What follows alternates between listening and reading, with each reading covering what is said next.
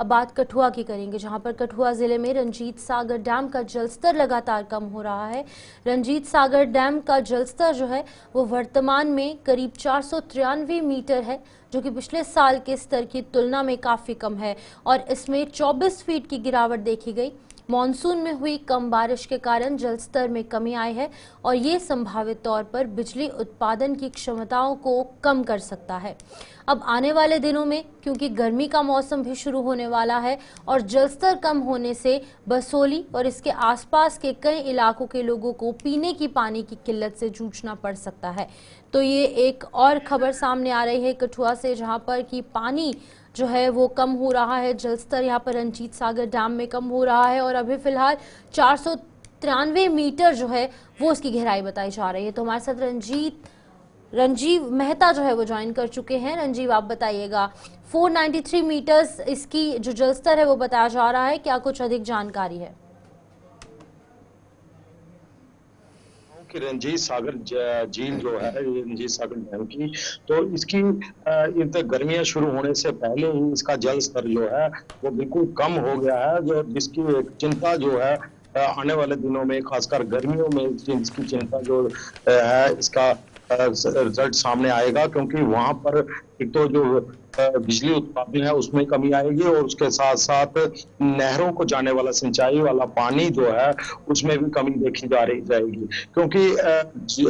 इस बार बरसात कम होने से ऊपरी इलाकों में, चाहे हिमाचल का इलाका हो, क्योंकि रावी दरिया का के ऊपर जो डैम बना हुआ है और यहाँ पर रावी से जो निकलती है हिमाचल और जम्मू कश्मीर के बॉर्डर से जो निकला है, वहां से जो पानी के जो वर्षा कम हुई, तो पानी कम होने से झील का जल स्तर जो है पिछले साल आज ही के दिन के मुकाबले करीब 24 से अधिक मीटर जो है वो कम हो गया है, जो एक चिंता का विषय है। और इससे साफ तस्वीरों में पता चलता है कि जिस तरह से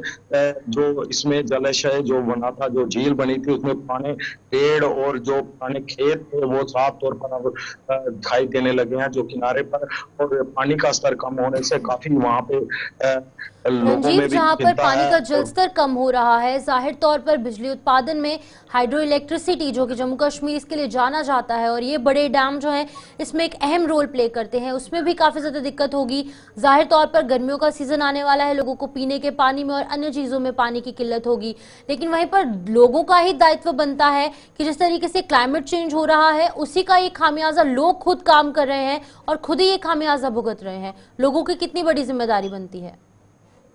लोगों की और प्रशासन की जिम्मेवारी तो इसमें तय होनी चाहिए, क्योंकि पर्यावरण को इतना नुकसान पहुंच चुका है। पिछले एक दशक की बात करूं तो लगातार जल स्तर